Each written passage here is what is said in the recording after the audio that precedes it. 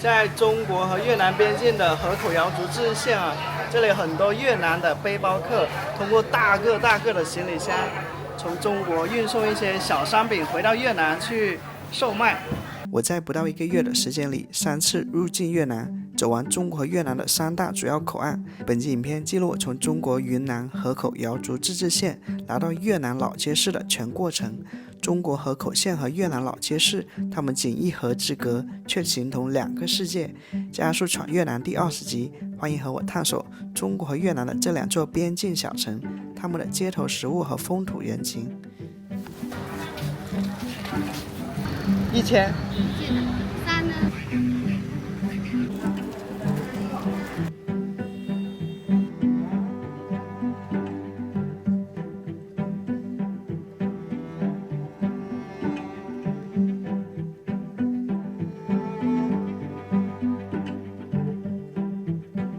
主要买的一件 polo 衫。这里是河口的口岸，中国河口那座桥连接的就是越南的老街省啊，对面就是越南的老街省老街市，车来车往的。这个可以看到越南的黄金100块钱，我觉得还可以，性价比。工作日清晨的中越边境城市河口县，现在要去吃一个昨天打烊了的越南美食。那家餐厅很受本地人推崇，在这边出行很方便，扫个共享单车就是畅所欲行。这家店藏在小巷子里，早上这家店人还挺多的。这家店叫越南特色风味美食越南小卷粉，1.5元一根啊，这是目前看到最实惠的。这些菜单是有中文跟越南文，看一下这菜单啊。越南特色小吃鸭仔蛋春卷、蘸水米线、越南小卷筒。这边是各种米线、面条、米粉，搭配各种鸡肉、烤肉、红肠，价格是比较平民的。这还有一些小吃啊，春卷3元一个，嘎啦叶3元一个。烤肉20元、30元或50元一份，薄荷跟生菜加一点，再来点蒜末、白醋、鱼露、酱油啊，跟越南挺像的。Chưa, thế có ăn thịt hành khô không? Có.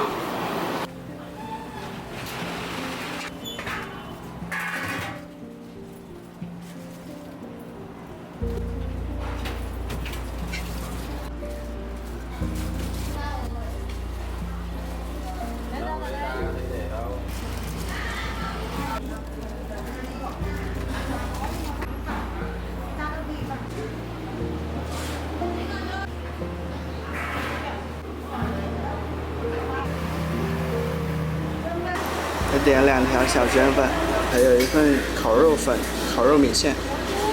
一个是香菇肉末，一条是这个木耳肉末。它这个米浆的部分特别有粘性，又嫩又有粘性。这个小卷粉应该是要蘸酱的，我就不蘸了，蘸酱可能会更好吃，3块钱。这个烤肉粉的话是10块钱。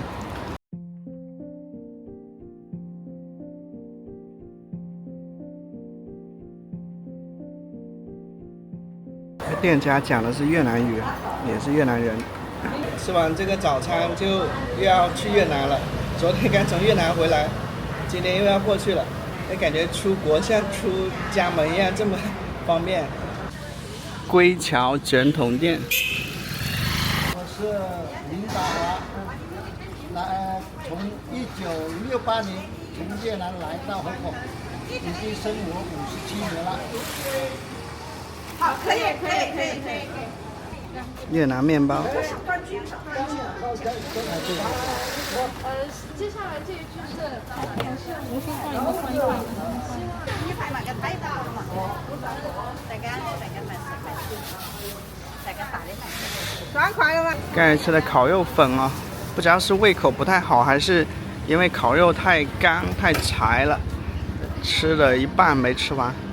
河口为数不多的景点之一，河口邮政大楼旧址。原来河口县是属于红河彝族康里族自治州的呀。中扒是河口当地少数民族的一种节日庆典食物，比一般的传统粽子略大。鸭仔蛋是中越边境常见的一种街头小吃，它将尚未孵化完成、生长到一半的鸭蛋煮熟，敲开蛋壳，加入当地特色佐料紫苏叶、胡椒盐等调味后食用，味道鲜美。当地人认为它是美容养颜的圣品。这个我不敢吃，以前吃过一次蛆头蛋了以后就不敢吃了。越南小卷粉是河口老街地区比较常见的一种小吃，当地人称它为卷筒，是用大米磨成米浆后蒸熟，搭配不同的馅料卷制而成。传说是当时黑旗军将领刘永福的夫人将其带入中越边境地区并推广传播。同盟会河口起义纪念馆，这个游客中心好像是废弃了。河口摄影小却装得像两个国家的故事。一城连二国，前面就是中越跨国铁路桥。越南的这个背包客已经过来了哈，提着两个大大的行李箱。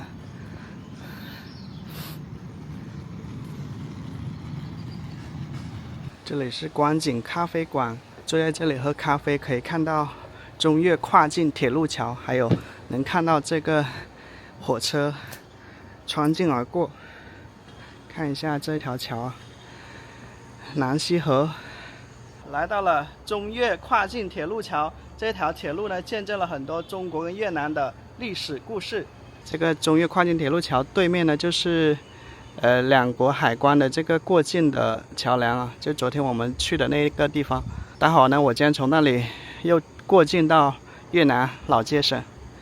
咱们能看到这个铁轨是这种小米轨啊。眼前是著名的滇越铁路，也称中越铁路，起点为云南昆明，途经云南河口县、越南老街市、河内、海防市，全长约855公里，其中昆明市至河口县段长469公里，老街到海防为389公里，为越南的殖民者法国在20世纪初的时候修建的。这是中国第一条与境外相连的国际铁路。法国人称滇越铁路是带来文明进步和现代化的象征，实际上却是殖民掠夺的手段。19世纪末，法国已将越南纳入法属印度支那殖民体系，包括今天的越南、老挝、柬埔寨。他们急于将印度支那向北推进，与越南北部接壤的中国云南省被称为中国的资源宝库，锡矿、铜矿、磷矿等丰富，这里是法国最有可能深入中国内陆的地方。法国修建滇越铁路，可将越南的一个重要的海港城市海防市与中国昆明相连通，同时也将中国的矿产、农产品源源不断地掠夺到越南，再通过海运出口到欧洲。今天滇越铁路中国段轨距仍保留为窄轨，以便与越南继续接轨。这口岸啊，在口岸附近有很多这些旅行社啊，一些翻译的公司，更多的是一些进出口贸易公司。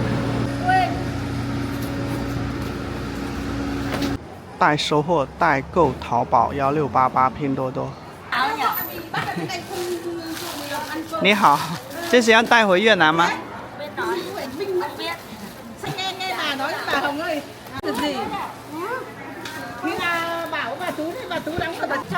？Xe tiếp ơi, xe tiếp ở chỗ gần của bạn.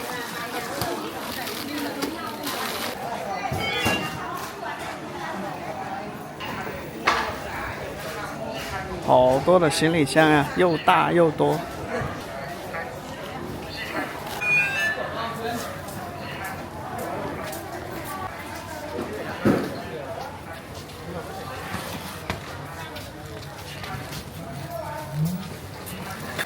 我看了一下，这是书包啊，小学生用的书包。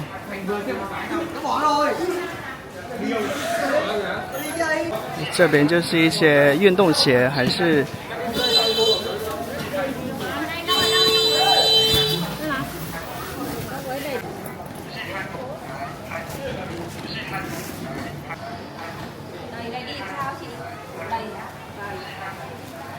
一天能来回多少趟？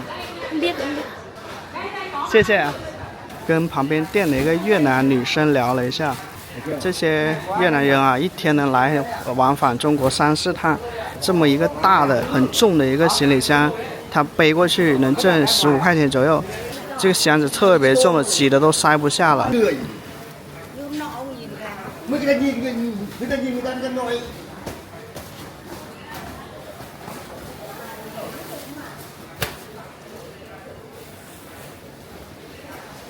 各种的商品都有啊，像这些是这个小丸子，还有小面包、香肠、鱼卷等等的，做烧烤、麻辣烫常见的一些食物。老了人家不要，要人家不要。根据货的这个性质不同啊，老板给的价钱也不同，有的拉一个大行李箱过去能挣10块钱、15、30，有一些就是不给带过越南的，如果你偷偷能够带过去了，那老板给的钱更多啊。所以通常一些人他少的一天能来回3、4趟，挣5、60块钱，有一些比较拼的能来回6、7趟，然后挣100多块钱都有。你这个口岸啊，最忙碌的、最多见的身影不是游客，而是这些越南人，为生活奔波的越南人。这是一些冻品、饺子什么的。我发现万物皆可背啊，就各种你能想得到的、想不到的都能背过去。拉面，跟人回来眯了一会儿，现在就收拾行李，准备出发越南了。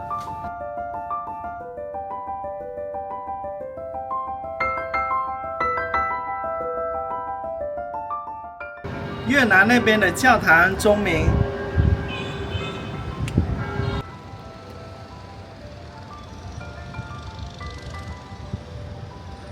在中国能听到越南钟鸣啊，挺不可思议。OK， 收拾好了，这是全部的浪迹天涯的行李了 ，Let's go。我住的宾馆叫观景酒店啊，距离口岸大概300米，距离口岸50米、100米，这里很多换钱的。这个越南特产一条街，就才来河口，不到2天啊，这一条路我就走了不下10次了。因为河口挺小的，逛来逛去也就那么些地方，也还挺多翻译中心的。这是第3家了。中国河口，再见。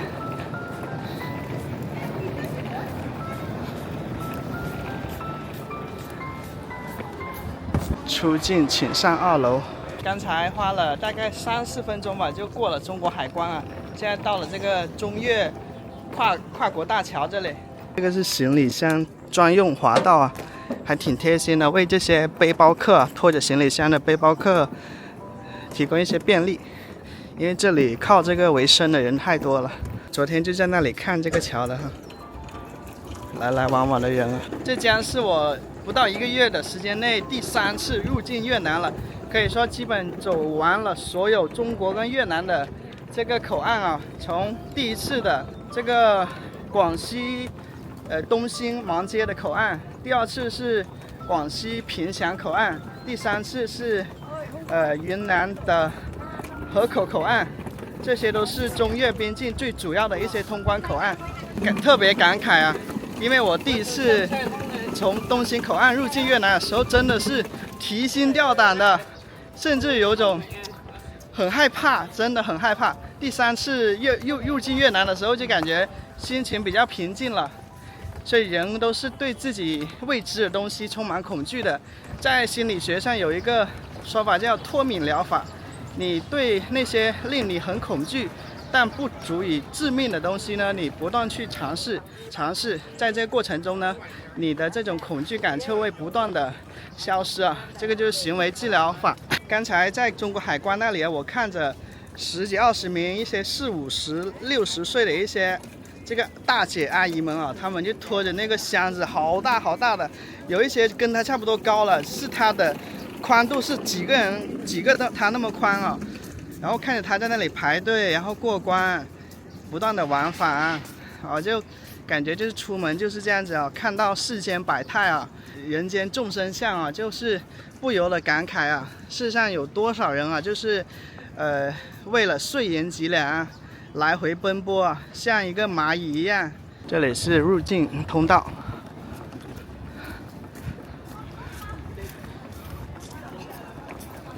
这里一面越南国旗，看一下这些边名啊，出入境的话就像家常便饭一样。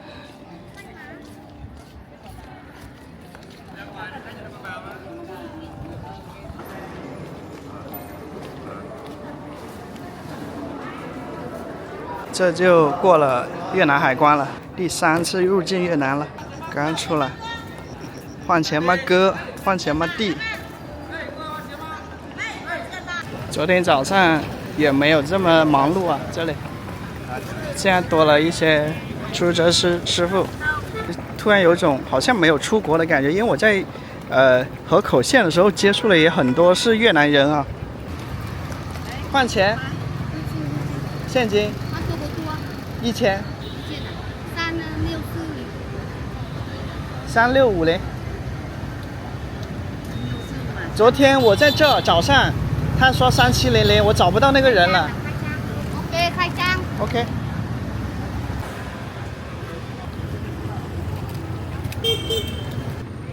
OK。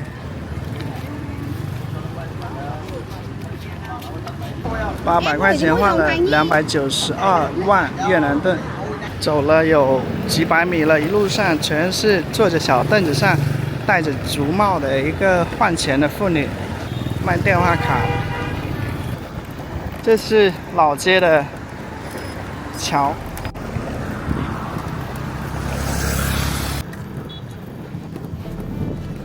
咱们能看到那里还有一个小河汇入进来了，交汇口在那个地方。然后呢，在那个交汇口往上呢，两岸分别是中国跟越南，而从那个交汇口往我这个方向呢，两岸就都是越南了。天太热了，这里的摩托车开得飞快，那个呼啸声从我身边划过的时候，把我吓了一跳。下面是一些不规整的玉米地，这个有4个路口交汇哦。你像只有那个跟那个有斑马线，像这个方向就没有斑马线。像我刚才打 Grab 摩托车啊，发现这里的 Grab 只有汽车没有摩托车。现在我要去一座教堂，那座教堂在谷歌地图里显示为中国军队炸毁后重建的蜜雪冰城。这里是一个家禽市场啊。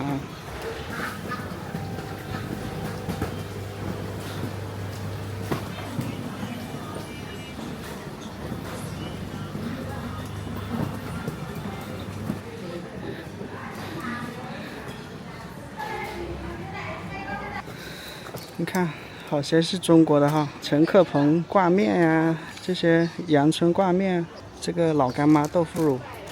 还有这种我们吃方便面常吃的这种热狗肠啊，方便面康师傅，这个叫宜家挂面，酸奶，卖李子的各种李子。对面还有一个这种建筑里面的市长，卖一些小商品，热带水果，这香蕉都挂树上了哈。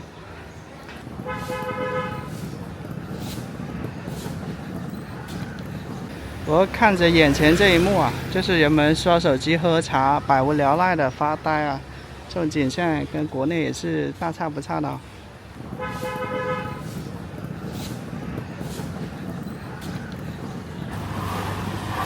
炒栗子，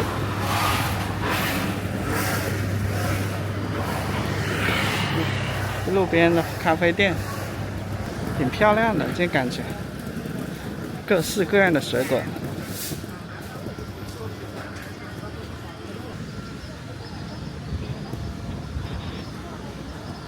红毛丹，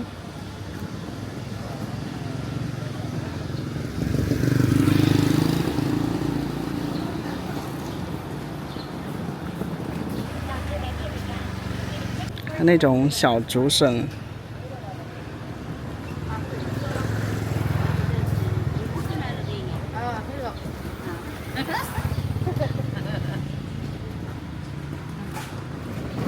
这些电线也是杂乱无章的，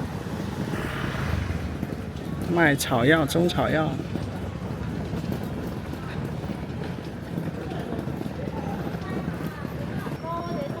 南瓜叶，越南女士很习惯的一顶帽子啊，她们很注重防晒的。豆腐花，还有各种凉粉啊。豆腐花龟苓膏，你好吃的，吃的好吃。 3块钱一杯。这种是纯牛奶吧？这种一条一条的豆腐，这个是海鲜批发店，这个叫蟾蜍还是田鸡？越南拖鞋，这个到了晚上我感觉挺热闹的，就是聚集了很多的小吃啊。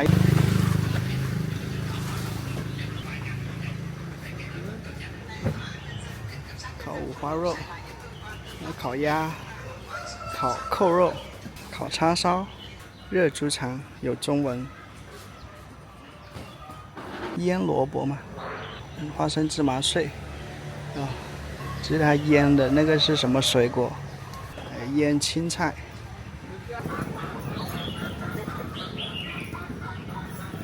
青芒果、李子、大芒果，便利店方便面。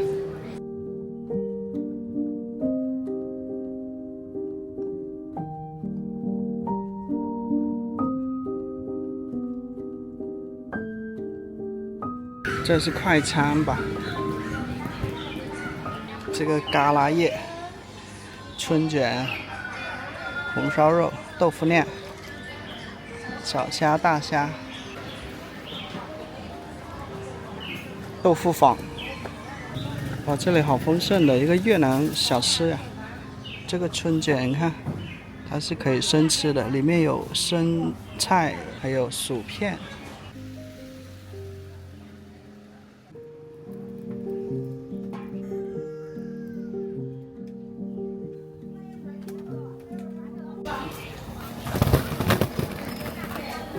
哇，好香啊！这个吃个午餐。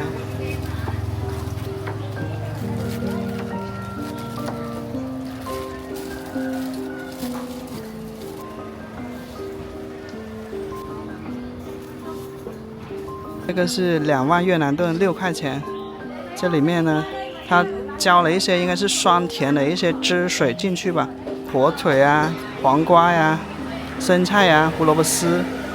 可能还有一些蛋饼，还有一些瘦肉。看这里好多好吃的呢。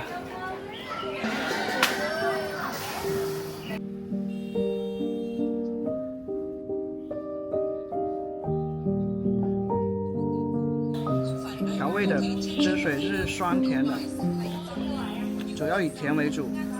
越南的口味是挺清淡的。天热的话吃这个特别合适，好吃的。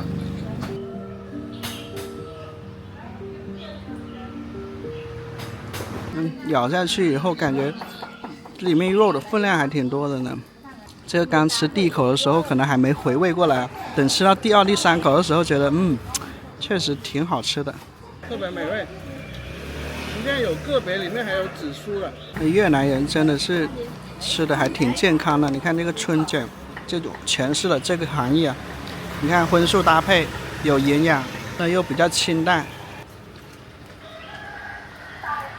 我全部吃完了，真不错。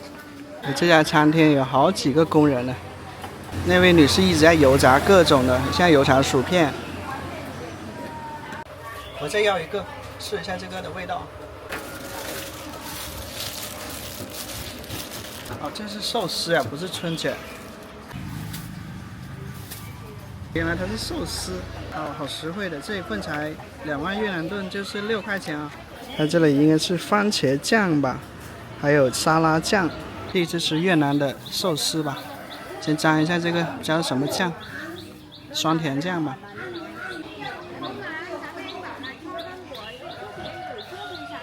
这糯米特别糯，还热乎的。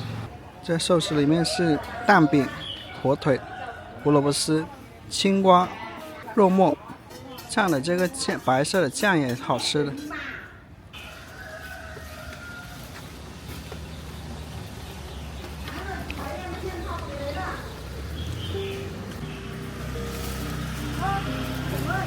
这个白色的，不知道是不是沙拉酱，咸的，特别好吃。我基本没蘸那个红色的，就蘸白色的了。12块钱吃了一顿异国风味。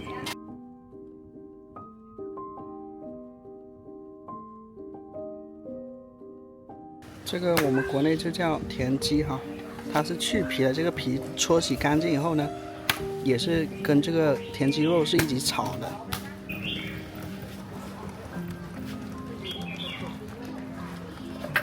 这个是2万越南盾1公斤，那就是6元1公斤。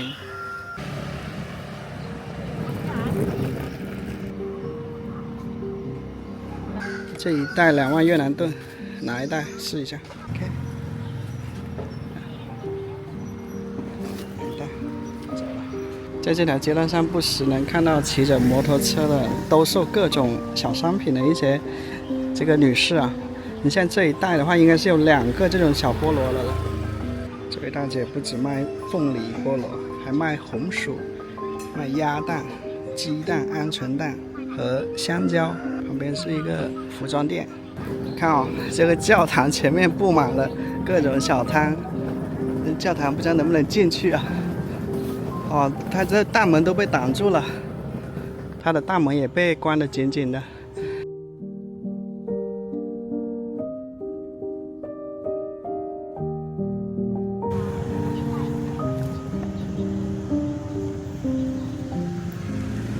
我们从侧面看一下教堂。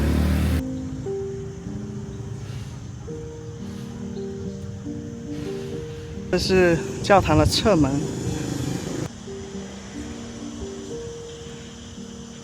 现在是最炎热的越南时间的下午1点钟，感觉大家都在午休的感觉，街上比较安静，车也比较少，跟越南首都河内那种车水马龙、车流不断的景象相差挺大。但这里长鸣声好大，街道上也车比较少。这种花茶是吗？好厉害啊！一个小单车居然支了一个遮阳棚啊，那个遮阳棚感觉挺重的。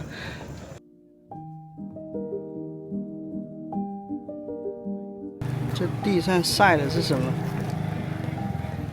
这里面建筑里面是一个市场，卖鞋的、卖包的、卖衣服的、卖烟的。越南人的房子。在这能看到中华人民共和国河口口岸那个建筑大楼，可以说是隔江相望啊。老街跟河口离的是非常非常近的。我现在要去沙巴了，沙巴是越南最负盛名的旅游胜地啊，据说要打造成越南国家级的一个旅游景区。在这里等车去沙巴，凤梨尝一尝。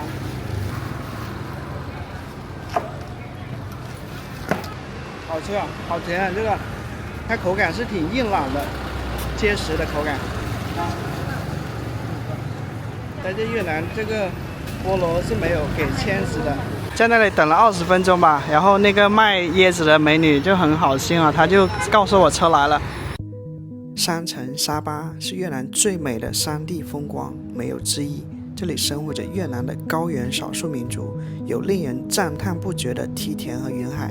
法属印度支那的最高峰帕斯班峰便坐落于此。沙巴隶属于越南老街省，距离老街市约35公里。从沙巴开始，阿树的越南旅行渐入佳境，敬请期待。如果你喜欢本集影片，请不要忘了点赞、订阅，感谢收看，我是阿树，我们下期见。